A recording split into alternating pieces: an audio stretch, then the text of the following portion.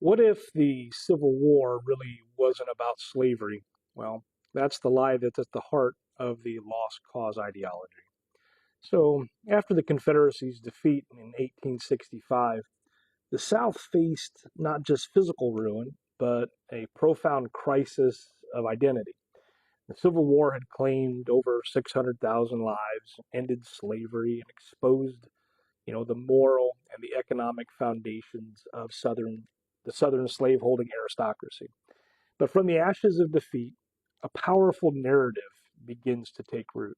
And that's one that would reshape the American memory for generations, and that's the lost cause.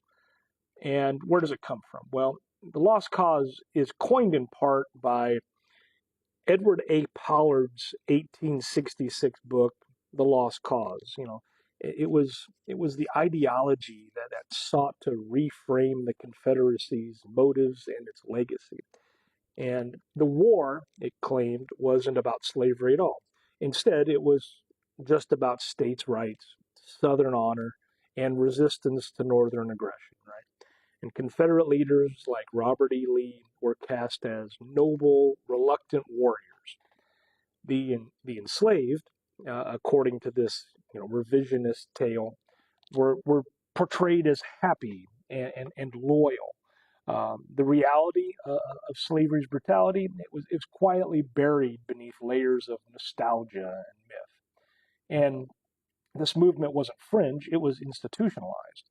You have groups like the United Daughters of the Confederacy and the Sons of Confederate Veterans that began crafting textbooks, commissioning statues, rewriting curricula.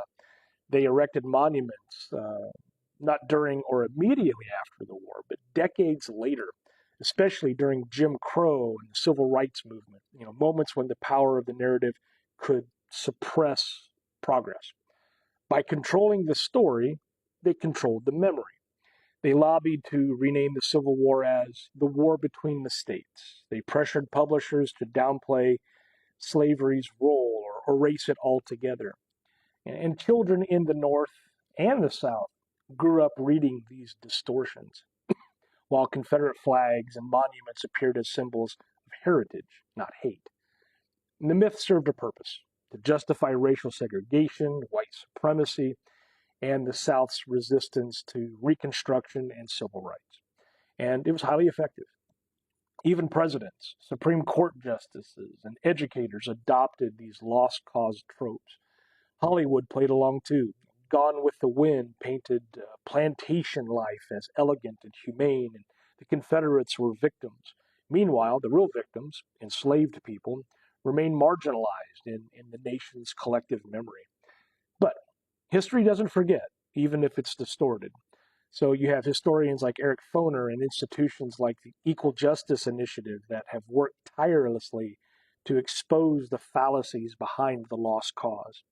You have primary documents, slave narratives, and battlefield letters that show us the truth, that slavery was the central cause of the war, and the Confederacy was built explicitly to defend it. And Robert E. Lee, he wasn't reluctant. He owned people. He broke up families. He fought to preserve a system of human bondage, and he lost. So why does it matter? All right, get to that point in my videos. Why does it matter? So the lost cause, it matters because it isn't just about monuments and flags. It's about who gets to tell America's history.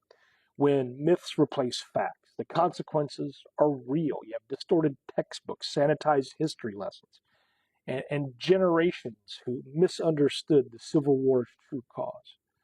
Understanding the lost cause helps us see how power shapes memory and how narratives can be weaponized to uphold injustice.